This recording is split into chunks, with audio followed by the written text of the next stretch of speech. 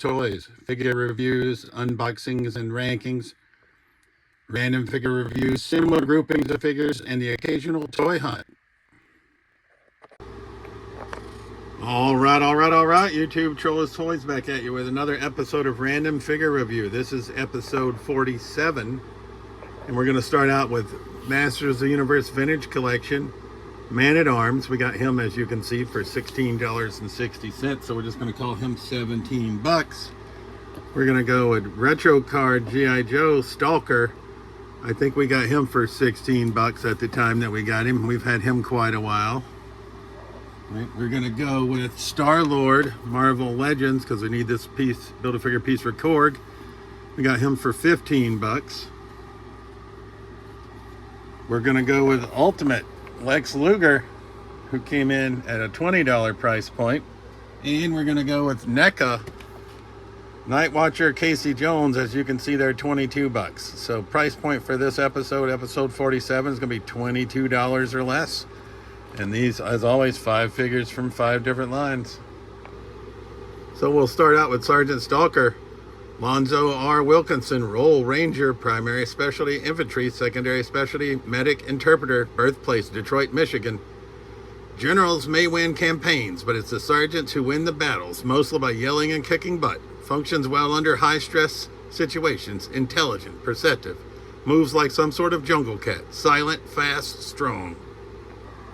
Alright, so here's Sergeant Stalker out of the package. I usually try to get 2 retro cards, one to open, one to keep in the pack. I had never opened this one. I actually was trying to part ways with him, but never happened. And then I saw a lot of people use him for customization. Like they use this buck for a bunch of different figures, but I don't own this figure loose, so now we do. Comes with a firearm with a suppressor. Gonna have a holster spot to put that, which is always convenient.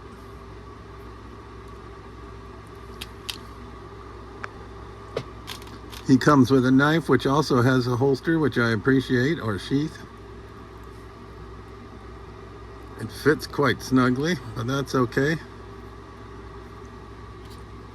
He's going to come with an attachment for one of his weapons on his back, and oh, it's got a peg through that, so I always struggle when that is the case.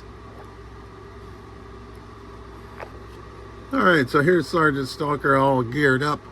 Knife in the holster. We've got the extra weapon on the back, which I appreciate. We've got the handgun with the suppressor.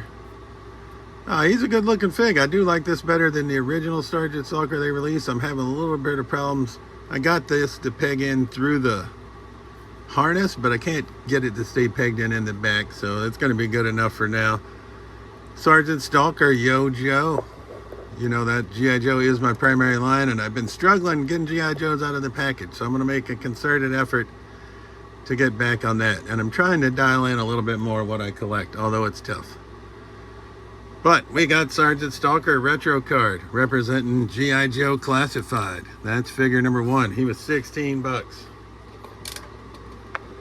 Figure number 2, we're going to do Marvel Legends Star-Lord. Peter Quill and the Guardians of the Galaxy return, teaming up with friends new and old to defend the galaxy from a dangerous new enemy.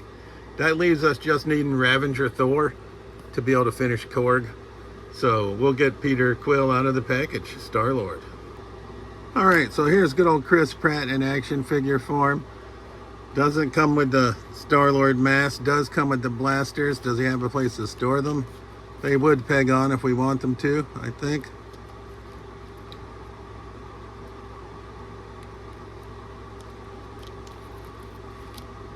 Yeah, I think so.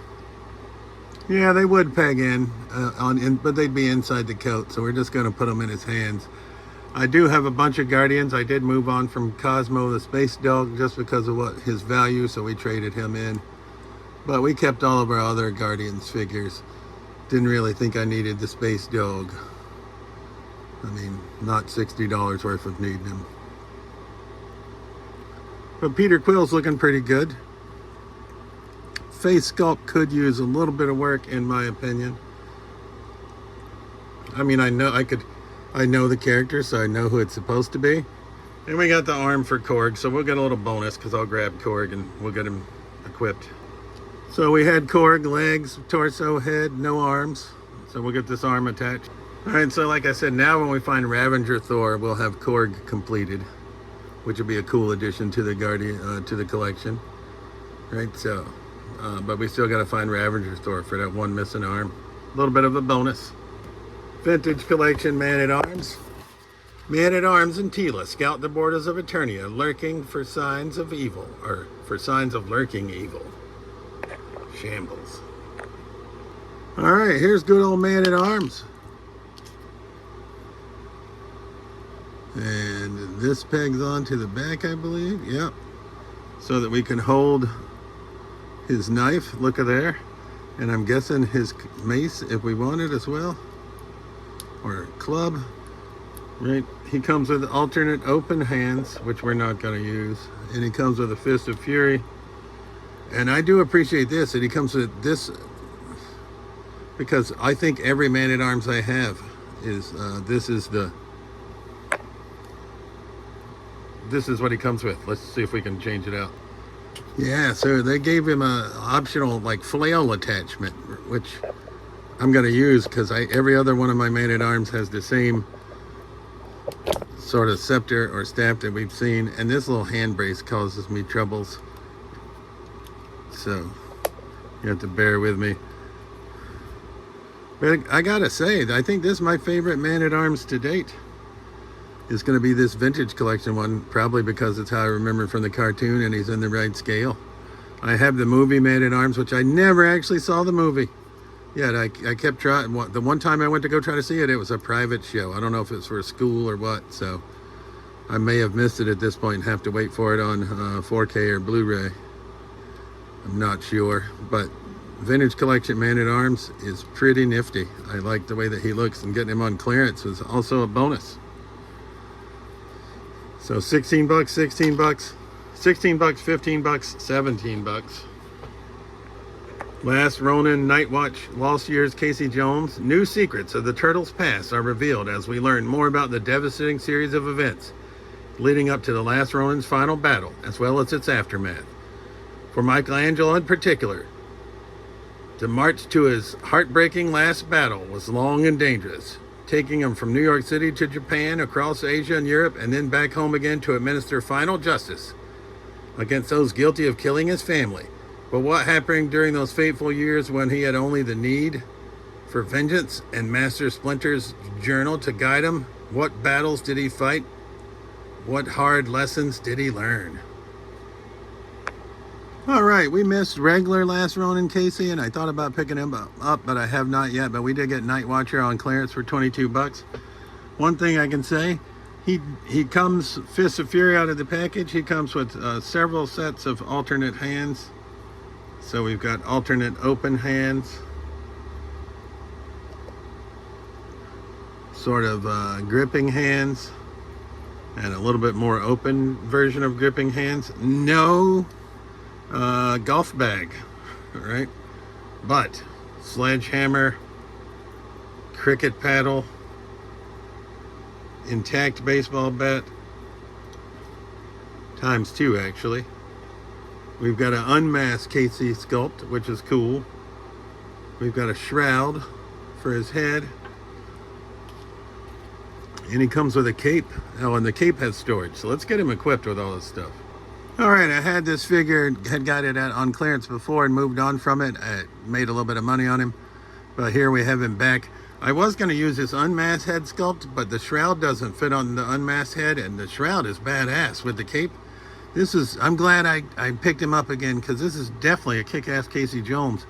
Storage for the sledgehammer. Here's the bats stored on the back of the fig. And then we got him with the cricket paddle. I mean, he is just menacing looking. I really like him. NECA does a great job appearance-wise. I always have to say that. No golf bag, but that's all right, because we couldn't use the cape if we had it. This is definitely a different Casey. So $22 price point on NECA Night Watcher Casey Jones. And that's going to leave us with Ultimate Edition Lex Luger, who I'd also had before, moved on from because I got the All-American Lex Express, but decided we wanted these NWO belts and stuff that he comes with, and that screaming head sculpt that we see right there. Height 6'6", from Chicago, Illinois. Finisher, the Torture Rack. Career highlights: WCW World Heavyweight Champion, WCW United States Champion for 463 days. World Heavyweight Champion Hollywood Hulk Hogan and the New World Order ran roughshod over WCW night after night. Finally, on the 100th episode of Monday Night Nitro, a hero in the form of Lex Luger dealt a critical blow to the NWO when he made Hogan submit and brought the title back to WCW. Alright, here's the total package. Got a very stoic head sculpt on. Also comes with the ponytailed sort of smirking head sculpt. Got the screaming sculpt, and it looks like the hair comes off on that one. It does. Interesting. Got open hands. Fists of Fury. The patented towel. And then we have the WCW heavyweight title non-tagged, and then NWO tagged up. So let's get Lex equipped. So if we pose him just like he just beaten Hogan, he could be screaming, and he would have this belt in his hand, because that's the one that Hogan would have had, I believe. And he dabbed the sweat off his brow with the towel. So we'll go with that look as I just do a fig catastrophe. There we go. Johnny Knoxville just got knocked over. Professor X Savage Land took a little bit of a spill as well. Damn it, I did it again. Shambles. All right, Lex, don't knock over Casey Jones again. All right, we do have this head sculpt, which comes in handy that we could use. We get that one if we ever wanted to make it more serious looking. And I like the fact that he comes with the extra belt. So I'm glad I reacquired this figure after. I don't know if you guys have ever done that. I try not to do it. But two of the figures in this episode are reacquires. This Night Watcher Casey, who we lost his shroud, and the Lex Luger. Alright, so now we got to rank them from our least favorite to our favorite, understanding that we like them all. I like these two so much that I bought them twice, but I'm just indecisive. Alright, so now we're going to rank them from, wow, $22 or less price point, but these are all, I like them all. But Star-Lord, you're going to finish last. I like the Guardians blue getup where he matches all the rest of the Guardians. Star-Lord better, or Peter Quill. Stalker, I do like you better than the other Stalker, but I think you're going to go fourth. This is my favorite Man-at-Arms. I love that he comes with the flail, but I think he's going to stay right there in third. And now it's down to Lex or Casey. I don't know. This Casey is badass. I think Casey's going to switch places with Lex. We're going to put Lex in second. And we're going to put Casey Jones Night Watcher in first. So $15, $16, $17, $20, $22. Price point for this episode was $22 or less.